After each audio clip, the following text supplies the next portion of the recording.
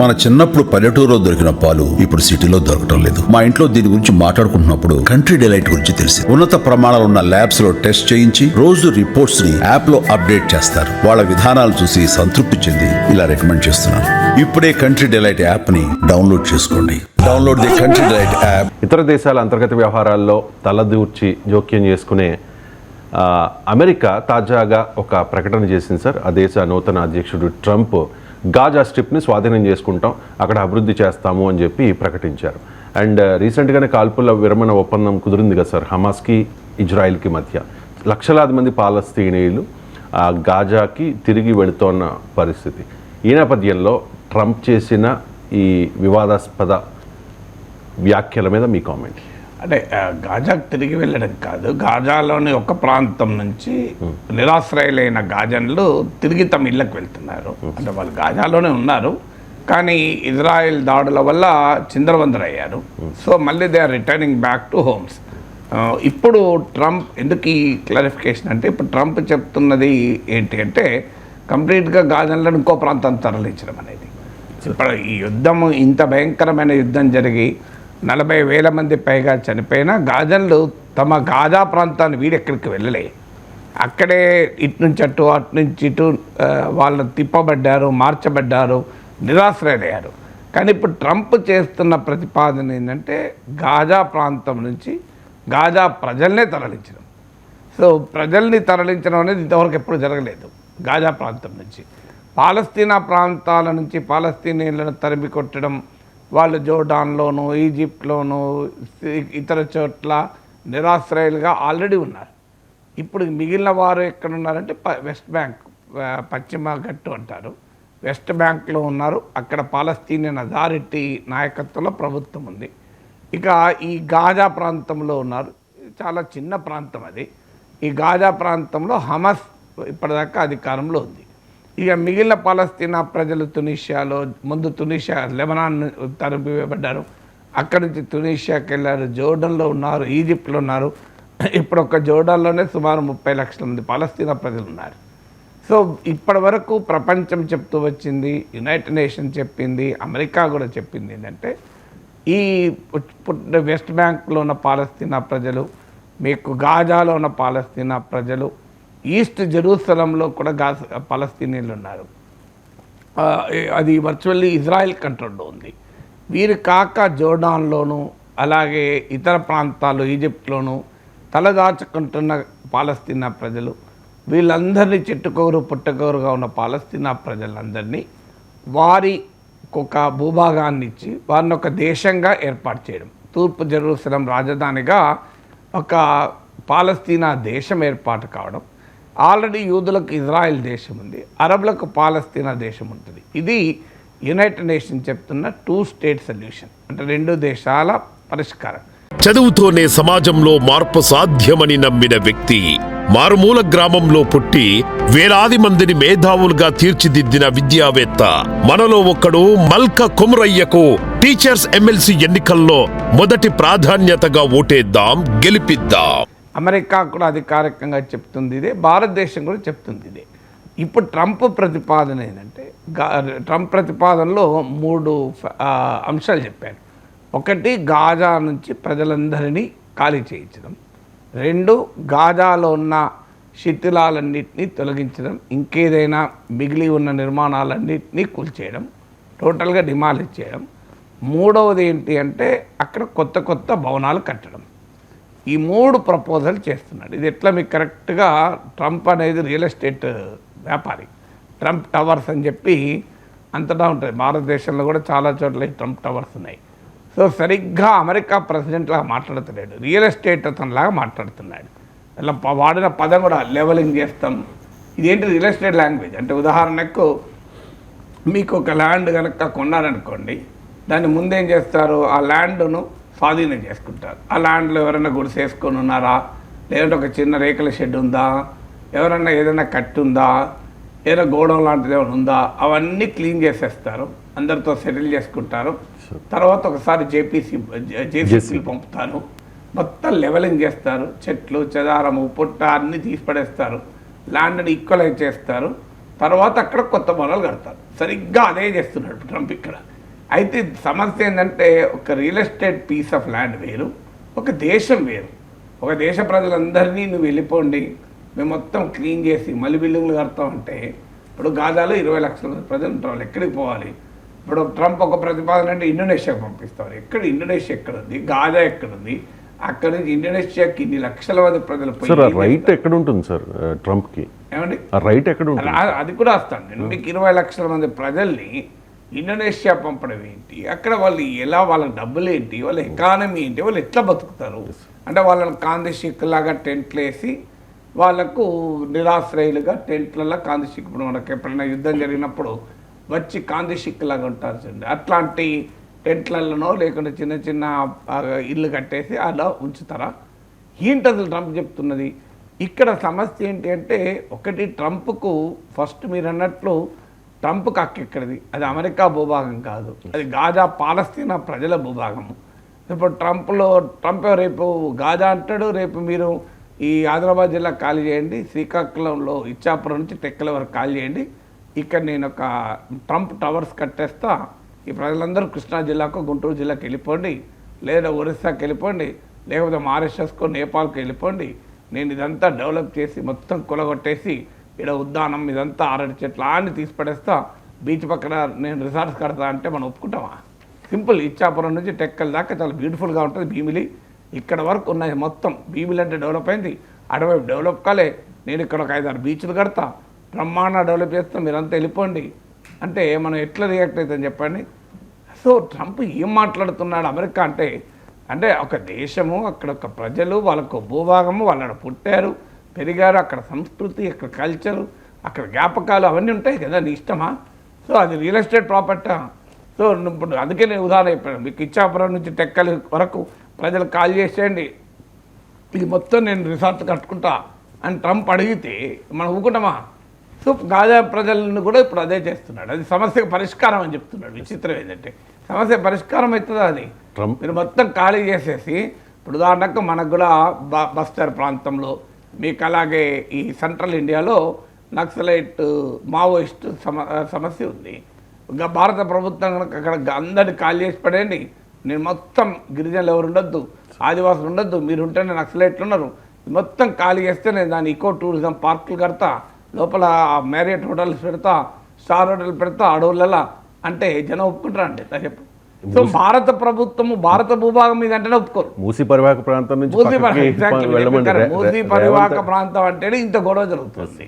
ఇప్పుడు ట్రంప్ ఏం చేస్తారంటే దాన్ని బీచ్, ట్రంప్ దృష్టిలో ఏంటంటే అది బ్యూటిఫుల్ ల్యాండ్, మొత్తం బీచ్, మెడిటరేనియన్ సీ, మధ్యధరా సముద్రం, సో ఒకవైపు మొత్తం సముద్రం ఉంటుంది, మిగతా ఒకవైపు ఇజ్రాయెల్ ఉంటుంది, ఇంకోవైపు ఈజిప్ట్ ఉంటుంది. సో అందువల్ల ట్రంప్ ఉద్దేశం ఏంటంటే బ్యూటిఫుల్ బీచ్ ఫ్రంట్ ప్రాపర్టీ అవుతుంది. మీకు ఇప్పుడు వైజాగ్ భీమిలి వెళ్ళండి, వైజాగ్ వెళ్ళండి, అక్కడ బీచ్కు దగ్గరలో మనకు ఇప్పుడు మీరు ఎక్కడికైనా వెళ్ళండి, ఈవెన్ కేరళ వెళ్ళండి, మీకు బీచ్ వైపు ప్రాపర్టీస్ ఉంటాయి. అండమాన్స్ వెళ్ళండి, బీచ్లో బీచ్ వైపు ప్రాపర్టీస్. ఇప్పుడు మేము అండమాన్స్ వెళ్ళాం, ఐటీసీ వాళ్ళ హోటల్లో ఉన్నాం. సో వెల్కమ్ గ్రూప్ ఆఫ్ హోటల్స్లో ఉన్నాం. కరెక్ట్గా రోడ్ కట్ సైడ్ బీచ్. ఎంత బ్యూటిఫుల్గా ఉంటుందంటే నువ్వు బయట బాల్కనీలో నిలబడి ముందర నిలబడి చూస్తే ఎదురుగా బ్రహ్మాండమైన అందమైన బీచ్. సో దాన్ని సో అంటే మీకు బీచ్ ప్రాపర్టీ ఇప్పుడు చేయదలుచుకునేది ఏంటంటే దాన్ని ఒక బ్యూటిఫుల్ రిసార్ట్ ప్లేస్గా మారుస్తా అని గాజాను. సో ఎక్కడికి పోతున్నావు? రిసార్ట్ అవుతుంది కావచ్చు కరెక్టే, కానీ 20 లక్షల మంది గాజాన్ ప్రజల జీవితాలను నువ్వు ఏం చేయబోతున్నావు? అందుకే దీనివల్ల సమస్య ఏంటి? ఇప్పుడు మొదలు సమస్య ఏంటి? దీన్ని అందరూ తిరస్కరించారు, అది కూడా చెప్తాను. సమస్య ఏంటి అంటే, ఒకటి ఇప్పటికీ హమాస్కు ఇజ్రాయెల్కు మధ్య కాల్పుల విరమణ ఒప్పందం మాత్రమే కుదిరింది, శాంతి ఒప్పందం కుదరలేదు. శాంతి ఒప్పందం, ఈ కాల్పుల విరమణ ఒప్పందం అయిపోయాక కాల్పుల విరమణ ఒప్పందంలో భాగంగా ఇజ్రాయెల్ ఖైదీల్ని హమాస్ విడుదల చేస్తున్న కొద్దీ పాలస్తీనా ప్రిజనర్స్ ఇజ్రాయెల్ విడుదల చేస్తుంది. ఇది కూడా పీరియాడిక్గా వాళ్ళొక 5 ఖైదీలు విడుదల చేస్తే ఇజ్రాయెల్ ఒక 100 మందో 50 మందో పాలస్తీనా ప్రిజనర్స్, పొలిటికల్ ప్రిజనర్స్ విడుదల చేస్తుంది. ఇది అయ్యాక ఇది ఒక 6 వీక్ ప్రాసెస్. ఈ 6 వీక్స్లో ఫైనల్గా ఒక సొల్యూషన్ కొరకు ఒక ఒప్పందం కుదరాలి. ఇప్పుడు ట్రంప్ ఈ సమయంలో ఈ ప్రకటన చేశాడు. ఇక హమాస్ వాళ్ళు దేని కొరకు చర్చించాలి? ఇప్పుడు కాల్పుల విరమణ జరిగి ఒక పరిష్కారం దిశగా సంధి చర్చలు జరిగి ఒప్పందం కుదరాల్సిన సమయంలో హమాస్కు ట్రంప్ ఇస్తున్న ఆఫర్ ఏంటి? మీరు అంత వెళ్ళిపోండి, మొత్తం మీ ఇల్లు కాల్ చేయండి, మీ ల్యాండ్ కాల్ చేయండి, మీ దేశం వదిలేయండి, నేను ఇక్కడ బీచ్ ఫ్రంట్ ప్రాపర్టీ కట్టుకుంటాను, బ్యూటిఫుల్గా టూరిజం ప్రాజెక్ట్ పెట్టుకుంటా అని అంటే హమాస్ చర్చల్లో పాల్గొంటుంది ఎక్కడైనా. సో మొదలు ఆల్రెడీ హమాస్కు ఇజ్రాయెల్కు మధ్య కుదిరిన ఈ వెరీ ఫ్రెజైల్ సీజ్ ఫైర్ అగ్రిమెంట్ను దెబ్బతీస్తుంది. అంటే ఇక హమాస్ మళ్ళీ ఇంకో మార్గం లేదు, దానికి చర్చలకు అవకాశమే లేదు, మళ్ళీ ఆయుధాలు పట్టుకోవాల్సిందే. నన్ను మొత్తాన్ని ఖాళీ చేస్తాను, వాడు ఆయుధాలు పట్టుకోకపోతే ఏముంటుంది? ఇప్పుడు మీరు మావోయిస్టులతో చర్చలు అంటారు, మీరు మొత్తం ఖాళీ చేయండి, మేము బస్తారు, ఒరిస్సా, ఆంధ్ర ఒరిస్సా బార్డరు, ఛత్తీస్గఢ్, గచ్చిరోలి మొత్తం ఈకో టూరిజం ప్రాజెక్ట్ చేస్తాం, మీరు కాల్ చేయండి, ఆదివాసులు కాల్ చేయండి, గిరిజనులు వెళ్ళిపోండి, ఎవ్వరున్నది అక్కడ అన్నాం అనుకోండి, చర్చలకు వస్తారు ఎవరన్నా. ఇది మన దేశంలో మన ప్రజలతో మాట్లాడడానికి ఒప్పుకోరు. అలాంటిది అమెరికా ఎవరి మధ్యలో గాజా ప్రజలతో చెప్తే ఇప్పుడు ఖచ్చితంగా హమాస్ ఇజ్రాయెల్తో చర్చలు ఆపేస్తుంది. దీంతో హమాస్ ఇజ్రాయెల్ ఒప్పందం సాధ్యం కాదు, మొదటి సమస్య. రెండవది అరబ్ ఇజ్రాయెల్ నార్మలైజేషన్ ప్రాసెస్. వాస్తవంగా హమాస్ దాడికి ముందు Saudi Arabia, Israel normalisation talks మొదలుపెట్టాయి. అంటే మీకు అమెరికా ఒత్తిడి మేరకు, జోక్యం మేరకు అనేక అరబ్ దేశాలు ఇజ్రాయెల్తో శాంతి ఒప్పందాలు కుదుర్చుకున్నాయి. క్యాంప్ డేవిడ్ అగ్రిమెంట్ అని, అబ్రహాం ఎక్కార్డ్ అని. ఇందులో భాగంగా Egypt, మొరాక్కో, Bahrain, United Arab Emirates ఇలా కొన్ని దేశాలు ఆల్రెడీ ఇజ్రాయెల్తో ఒప్పందాలు చేసుకున్నాయి. ఇక కీలకమైన అరబ్ దేశము ఒప్పందం చేసుకున్న దేశం సౌదీ అరేబియా. ఇరాన్ ఎలాగూ అసలు చేసుకునే ప్రసక్తి లేదంటున్నా, ఎందుకంటే ఇరాన్ అమెరికా మిత్ర దేశం కాదు కనుక, అమెరికా ఒత్తిడి ఆ దేశం పైన పెట్టలేదు కనుక వాళ్ళు చేసుకోలేదు. సౌదీ అరేబియాకు ఇజ్రాయెల్కు మధ్య నార్మలైజేషన్ టాక్ జరుగుతున్న సమయంలో ఈ పాలస్తీన్ హమాస్ వాళ్ళు అటాక్ చేశారు. నేను హమాస్ పైన అటాక్ పైన మొదట్లో విశ్లేషించినప్పుడు క్లియర్గా చెప్పాను. వన్ ఆఫ్ ద ఆబ్జెక్టివ్స్ ఏంటి హమాస్ అటాక్ చేయడానికి, సౌదీ ఇజ్రాయెల్ మధ్య పాలస్తీనా సమస్యను పక్కకు పెట్టి సౌదీ అరేబియా, ఇజ్రాయెల్ కనుక ఒప్పందం కుదుర్చుకుంటే పాలస్తీనా సమస్య శాశ్వతంగా వెనక్కిపోతుంది.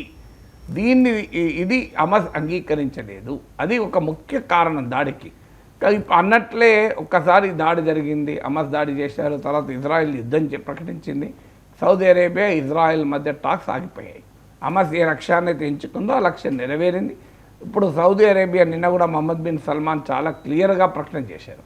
పాలస్తీనా దేశం ఏర్పాటు, తూర్పు జెరూసలం రాజధానిగా పాలస్తీనా దేశం ఏర్పాటు అయ్యేంత వరకు ఇజ్రాయెల్తో చర్చల ప్రసక్తే లేదు అని సౌదీ అరేబియా ప్రకటించారు. సౌదీ అరేబియా అమెరికాకు చాలా సన్నిహిత మిత్ర దేశం. ట్రంప్ ప్రెసిడెంట్ అయ్యాక ఫస్ట్ టైం మాట్లాడింది మొహమ్మద్ బిన్ సల్మాన్తోనే. అందువల్ల అరబ్ ఇజ్రాయలీ టాక్స్ ఆగిపోతాయి. అంటే వెస్ట్ ఏషియాలో శాంతి కొరకు జరిగే ప్రయత్నాలు శాశ్వతంగా ముగిస్తాయి, ఇక మూతపడతాయి. అంటే పశ్చిమాసియాను ఒక పర్మనెంట్ క్రైసిస్ ఏరియాగా, పర్మనెంట్ టెన్షన్ ఏరియాగా ట్రంప్ మార్చబోతున్నాడు. ఇది రెండవది. మూడవది 1948 నుంచి ఇప్పటి వరకు యునైటెడ్ నేషన్ చెప్తున్నది ఏంటి? అయ్యా ఇక దీనికి శాశ్వత పరిష్కారం ఒకటే, దీనికి శతాబ్దాల చరిత్ర ఉంది. పాలస్తీనా తిరుగుబాటుకు, పాలస్తీనా సమస్యకు యునైటెడ్ నేషన్ చర్చించి 2 దేశాలుగా ఏర్పాటు చేద్దాం. యూదులకు ఇజ్రాయెల్, అరబ్ పాలస్తీనీలకు పాలస్తీనా దేశం. ఒకప్పుడు ఇది మొత్తం పాలస్తీనా దేశంగానే పిలిచేవాళ్ళు. కారణాలు ఏదైనా చరిత్రలోకి వెళ్తే ఇప్పుడు చాలా లాంగ్ హిస్టరీ అవుతుంది. సో యునైటెడ్ నేషన్ చెప్పింది 2 స్టేట్ సొల్యూషన్. అంటే యూదులకు ఇజ్రాయెల్, అరబులకు పాలస్తీనా, ఈ 2 దేశాలు ఏర్పడాలి అని సొల్యూషన్ చెప్పారు. దానికి అరబులకు పాలస్తీనా దేశం అనే అస్తిత్వాన్ని ఇజ్రాయెల్ అంగీకరించలే. యూదులకు ఇజ్రాయెల్ అనే దేశాన్ని హమాస్ లాంటి సంస్థలు అంగీకరించలే. మొదలు పిఎల్ఓ కూడా పాలస్తీనా లిబరేషన్ ఆర్గనైజేషన్ అంగీకరించలే. కానీ తర్వాత పిఎల్ఓ తన విధానాన్ని మార్చుకొని మాకు ఒక దేశం ఇస్తే చాలు, మేము ఇజ్రాయెల్ గుర్తిస్తామన్నారు. ప్రపంచమంతా చెప్పేది, అమెరికా చెప్పినా, యునైటెడ్ నేషన్ చెప్పినా, ఇండియా చెప్పినా ఒకటే చెప్తూ వచ్చింది, ఇక దీనికి ఒకటే పరిష్కారం, మీరంతా కలిసి ఒకే దేశంగా ఉండరారు. యూదులు, అరబులు, పాలస్తీనీలు కలిసి ఒకే దేశంగా ఉండలేరు. 2 వేరు దేశాలుగా ఎవరి మనుగడ వాళ్ళు సాధించడమే అని. సో ఈ 2 స్టేట్ సొల్యూషన్కు ఇజ్రాయెల్ ఇప్పటివరకు ఒప్పుకోవడం లేదు. ఈ మధ్య హమాస్ కూడా కొంత రెడీ అయింది ఒప్పుకోవడానికి, హిజ్బుల్లాలు కూడా రెడీ అయినాయి. కానీ ఇజ్రాయెల్లో ఉన్న ప్రతిపక్షాలు కూడా రెడీ. కేవలం ఇజ్రాయెల్లో ఉన్న నెతన్యాహు లాంటి వాళ్ళు ఫార్ రైట్ గ్రూప్స్ మాత్రమే వ్యతిరేకం. వాళ్ళది మెజారిటీ ఉండే వరకు ఈ పని అవుతలేదు. ఇజ్రాయెల్లో ఉన్న అపోజిషన్ లీడర్, ఇజ్రాయెల్ మాజీ ప్రధానమంత్రి మన టీవీ ఛానళ్ళకి ఇచ్చిన ఇంటర్వ్యూలో కూడా చెప్పాడు, 2 స్టేట్ సొల్యూషన్ ఒకటే దీనికి మార్గము, శాశ్వత పరిష్కారం పాలస్తీనా దేశం ఏర్పాటు కావడమే అని. సో ఇజ్రాయెల్లో ఉన్న పొలిటికల్ ఒపీనియన్ కూడా అదే. కానీ ఇప్పుడు ఒక్కసారి ట్రంప్ చేసిన ప్రతిపాదనతో ఆ 2 స్టేట్ సొల్యూషన్ అనేది శాశ్వతంగా వెనక్కిపోతుంది. ఇంకా 2 దేశాలు ఎక్కడిది, దాదాపు రియల్ ఎస్టేట్ ప్రాపర్టీగా మారుస్తా అన్న తర్వాత పాలస్తీనా ప్రజల దేశం ఎక్కడిది?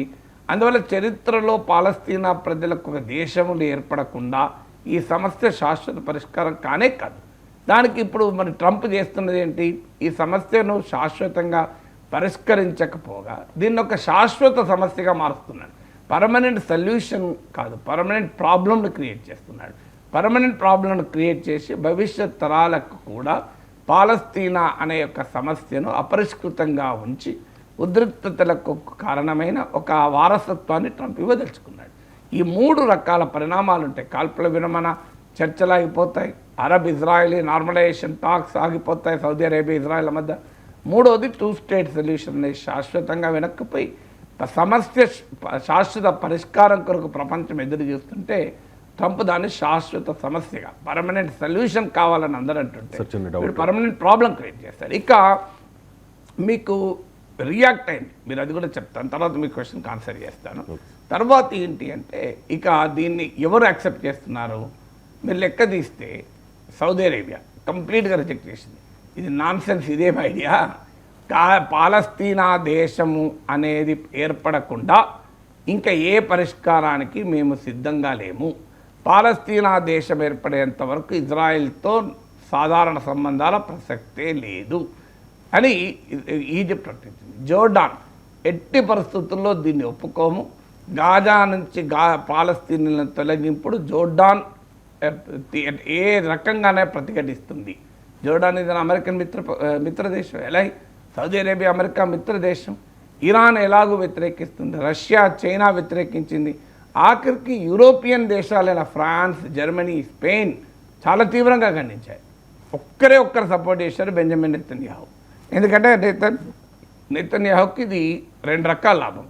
ఒకటి, ఆయన ట్రంప్ ఒత్తిడితో కాల్పుల విరమణకు ఒప్పుకున్నాడు. అట్లా ఆ నెతన్యాహు కూటమిలో భాగస్వాములైన అతివాద పార్టీలు, ఫార్ రైట్ గ్రూప్స్ అన్నీ వ్యతిరేకిస్తున్నాయి. ట్రంప్కు లొంగిపోయినావు, అమెరికా ఒత్తిడికి తల వంచినావు, అసలు నీ యుద్ధ లక్ష్యాలు ఏం సాధించినావు, హమాస్ పోయిందా, మరి ఎందుకు ఒప్పందం కుదుర్చుకున్నావు అని నెతన్యాహును మిత్రపక్షాలు ఫుట్బాల్ ఆడుతున్నాయి. సో అందువల్ల ఇప్పుడు ఆ ఫార్ రైట్ గ్రూప్స్కు బాగా రుచిస్తుంది. గాజా నుంచి ప్రజలందరినీ తొలగిస్తా అంటే ఈ ఇజ్రాయెల్కి అంతకన్నా ఎక్కువ ఆనందం ఉంటుందా? అందువల్ల ఒక్క బెంజమిన్ నెతన్యాహు మినహా ఇంకా ఎవ్వరు కూడా ప్రపంచంలో దీన్ని నశిస్తలేదు. అందువల్ల ట్రంప్కు దేశం వేరు, రియల్ ఎస్టేట్ ప్రాపర్టీ వేరు అనే యొక్క ఇంగిత జ్ఞానం కూడా లేకపోతే, కనీసమైన వివేకం కూడా ఒక దేశాన్ని పాలించే అధ్యక్షునికి రియల్ ఎస్టేట్ ప్రాపర్టీ నేషన్ ఈ 2 ఒకటే అనుకుంటే ఇట్లా, దేశం అంటే మట్టి కాదే, దేశం అంటే మనుషులే అని మహాకవి గురజాడ అన్నది మరి ట్రాన్స్లేట్ చేస్తేనే ట్రంప్కి చెప్పాలి. సో ఏమనుకుంటున్నాడు, దేశం అంటే ఒక ల్యాండా, ఒక పీస్ ఆఫ్ ల్యాండా దేశం అంటే ప్రజలు కదా, మొత్తం ఆ ల్యాండ్ అంతా real estate beach front property resort చేస్తా అంటే అంతకన్నా దుర్మార్గం ఇంకా ఉంటుందా? అమెరికాకు ఇజ్రాయెల్ ఫ్రెండ్లీ నేషన్ కదా సార్, సో ఇజ్రాయెల్కి ఆ ఇంట్రెస్ట్ ఉండొచ్చు, దీని వెనుక ట్రంప్కున్న ఇంట్రెస్ట్ ఏంటి? ట్రంప్కున్న ఇంట్రెస్ట్ ఇజ్రాయెల్ సపోర్ట్ చేయడమే. శాశ్వతంగా ఇజ్రాయెల్ను ఒక బలమైన వెస్ట్ ఏషియాలో తమ వ్యూహాత్మక స్ట్రాటజిక్ ఎకనామిక్ పొలిటికల్ డిప్లొమాటిక్ అన్ని రకాల ప్రయోజనాలను కాపాడే దేశం ఇజ్రాయెల్. సో అందువల్ల ఇజ్రాయెల్ను బలోపేతమైన దేశంగా చేయడం. సో పాలస్తీనీలను అక్కడి నుంచి ఖాళీ చేస్తే ఇజ్రాయెల్కి తిరిగే ఉండదు కదా. ఇప్పటిదాకా పాలస్తీనా ప్రజలు 60 దశాబ్దాలుగా అంత మాతృదేశం కొరకు పోరాడుతున్నారు, ఇజ్రాయెల్ అంగీకరించడం లేదు, అన్ని రకాలుగా పోరాడుతున్నారు. ఇప్పుడు వెస్ట్ బ్యాంక్లో ఉన్న పాలస్తీన్ అథారిటీ ప్రజలు శాంతియుతంగా పోరాడుతున్నారు. ఇక్కడ గాజాలో హమాస్ లాంటి సంస్థలు ఆ సాయుధంగా కూడా పోరాడుతున్నారు. సో ఈ మిగతా అరబ్ దేశాలు పోరాడుతున్నాయి. సో మీకు లెబనాన్లో హిజ్బుల్లా పోరాడుతుంది. సో అందువల్ల ఇక ఇజ్రాయిల్కు హెడేక్ లేకుండా పోతుంది కదా. ఇజ్రాయిల్ కోరుకునేది ఏంటి? ఇజ్రాయిల్ ఒక బలమైన ఇజ్రాయిల్ని సృష్టించడం అనేది అమెరికా లక్ష్యం.